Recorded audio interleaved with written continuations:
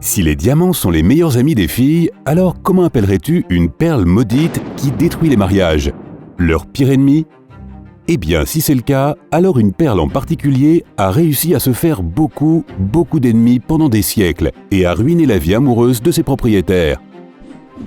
Pendant environ 300 ans, la fameuse perle, la Peregrina, a été le plus grand spécimen de son genre jamais connu, pesant à l'origine à peine 56 carats ou environ 11 grammes.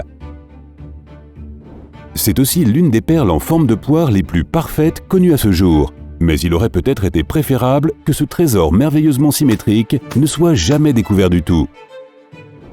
Avant de te raconter tous les mariages que cette perle prétendument maudite a détruits au fil des ans, remontons d'abord dans le temps, au tout début de la riche histoire de la Peregrina. L'histoire raconte que c'est un esclave du Panama qui a trouvé la perle au début des années 1500. Imagine que tu es un homme tellement pauvre et que tu tombes sur quelque chose d'aussi précieux. Mais il ne l'a pas gardé pour lui pour s'enfuir. Non, il l'a remise aux autorités. Il espérait peut-être qu'on lui accorderait sa liberté en échange de ce cadeau. C'était une bonne idée parce que c'est en effet exactement ce qui s'est passé. Le Panama étant à l'époque une colonie espagnole, la Peregrina fut immédiatement remise au prince Philippe II d'Espagne. C'était ce même prince qui est devenu plus tard le mari de Marie Ier d'Angleterre. C'était sa deuxième femme au fait. Avec la première, ça n'a pas marché. Le roi Philippe a offert à sa nouvelle épouse cette incroyable perle comme cadeau de mariage. Quelle bonne idée! J'imagine qu'ils ont eu un long et heureux mariage, non? Non. Si c'était le cas, cette vidéo serait très courte. Et maintenant, tu as sans doute déjà deviné comment se termine cette histoire. Marie et Philippe n'ont jamais divorcé, mais on sait que le roi l'a quitté peu de temps après leur mariage. Et il n'est jamais revenu, même quand Marie est tombée très malade. Pour être honnête, il y a plus d'une raison pour que Philippe décide de quitter sa nouvelle femme.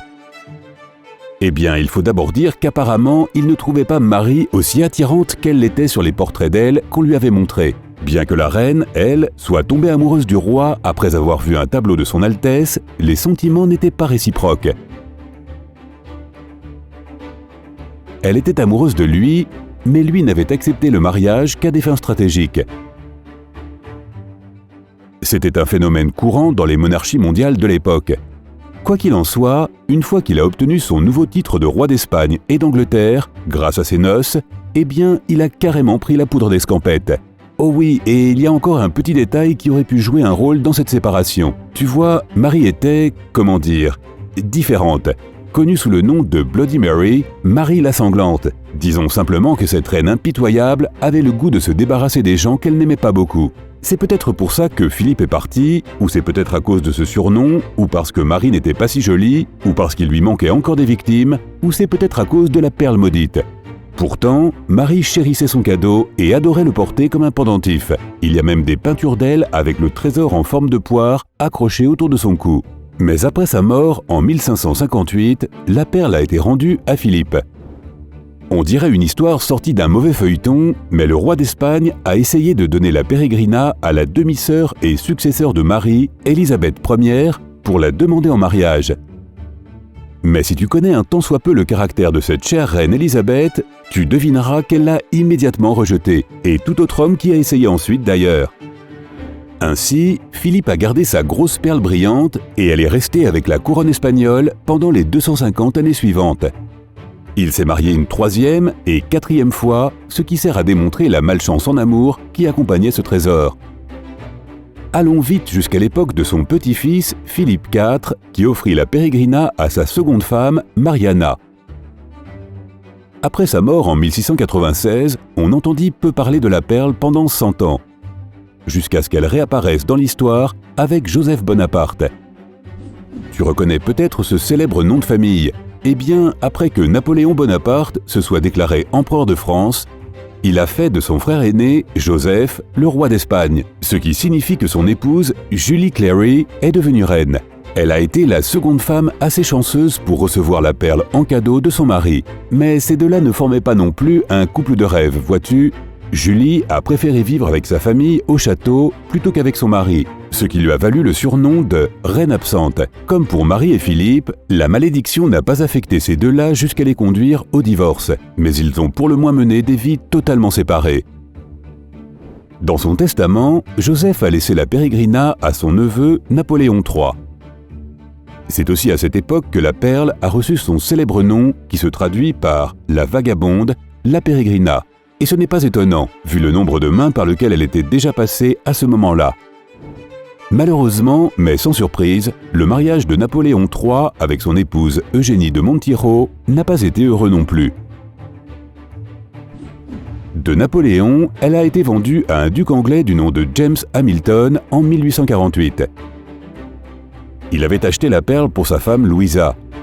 L'amour de ce couple était trop fort pour toute malédiction. Voilà enfin un couple amoureux et heureux dans leur mariage. Mais peut-être que la perle était concentrée sur d'autres projets à ce moment-là. Cependant, Louisa a failli la perdre 2 fois. Une fois dans un canapé et une autre fois dans un bal. Mais ce n'était pas la faute de la duchesse. C'est juste que la perle était tellement lourde qu'elle pouvait facilement tomber de son collier. C'est leur fils aîné qui a hérité de la pierre précieuse et qui l'a faite forer pour que sa femme puisse la porter sans la perdre. La perle a finalement été vendue par le 4e duc à un bijoutier londonien en 1969.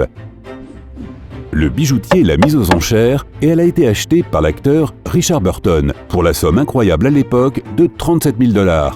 Il l'a offerte à sa femme pour la Saint-Valentin. Je suis sûr que tu as entendu parler de sa célèbre épouse, la seule et unique Elizabeth Taylor. Aussi connue pour ses célèbres rôles à l'écran que pour ses yeux violets et pour sa vie sentimentale terriblement compliquée et finalement malheureuse. Liz avait déjà été mariée 4 fois avant d'épouser Burton en 1964. Alors quand il a offert à sa charmante femme la perle maudite, j'imagine qu'il avait doublement scellé le sort de leur union pour toujours. Il devait se douter qu'il n'était pas le premier et qu'il ne serait pas le dernier. Quoi qu'il en soit, comme Liz Taylor n'avait pas déjà eu assez de problèmes jusque-là, la nuit où elle a reçu la perle, elle a disparu. Peut-être que l'univers essayait désespérément de mettre fin à cette malédiction. Elle avait déjà essayé 2 fois de s'échapper des mains de la duchesse Louisa, mais avait échoué. Alors peut-être que cette fois-ci, ce serait la bonne. Quoi qu'il en soit, Liz Taylor a cherché partout et n'a pas retrouvé la perle précieuse. Mais au moment où elle était sur le point de perdre tout espoir, elle a vu un de ses chiots pékinois mâcher quelque chose de blanc. Elle a d'abord pensé que c'était un os, mais à sa grande surprise, c'était bien sa toute nouvelle perle. Ah, c'était donc son chien qui essayait de sauver sa vie amoureuse, pas l'univers. Le toutou a craché la perle à 37 000 $ et le sort de Liz a été scellé. Ok, il n'y a aucune preuve que la Pérégrina ait été la coupable pour le mariage raté de ces 2 monstres sacrés. Mais d'un autre côté, il n'y a aucune preuve non plus qu'elle n'y était pour rien. En fait, Burton et Taylor se sont mariés et ont divorcé 2 fois. Je dirais que l'on peut considérer que cette union a été la plus épanouie de toutes celles de l'actrice de Cléopâtre, puisque Richard Burton était le seul homme sur 7 avec qui elle avait essayé 2 fois de réussir son couple. Après leur 2e divorce, en 1976, Elizabeth ne s'est toujours pas débarrassée de la perle. Elle l'a tout simplement fait monter en collier avec d'autres perles, diamants et rubis.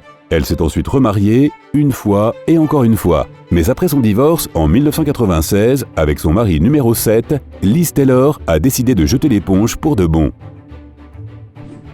Finalement, la Pérégrina, la vagabonde, a vraiment fait honneur à son nom, voyageant à travers le temps, traversant les continents, d'esclaves en rois et reines, en acteurs hollywoodiens, et laissant tant de mariages ruinés dans son sillage. Alors tu te demandes où est la perle aujourd'hui ? Eh bien, elle a été vendue à la maison de vente aux enchères Christie's le 14 décembre 2011 à un acheteur privé pour la somme faramineuse de 11,8 millions de $. Quant à la personne qui l'a acheté, il est difficile de savoir comment se déroule sa vie amoureuse. Espérons que la malédiction est finie et que tout va bien pour eux. Penses-tu que ces multiples mariages ratés soient vraiment la faute de la Pérégrina? Ou était-ce juste une coïncidence? Fais-moi part de tes théories dans les commentaires. Et si tu as appris quelque chose de nouveau aujourd'hui, donne un j'aime à cette vidéo et partage-la avec un ami. Mais n'ignore pas mes perles de sagesse. Nous avons plus de 2000 vidéos sympas à te montrer. Tout ce que tu as à faire, c'est de choisir la vidéo de gauche ou de droite et de cliquer dessus pour en profiter. Reste du côté sympa de la vie.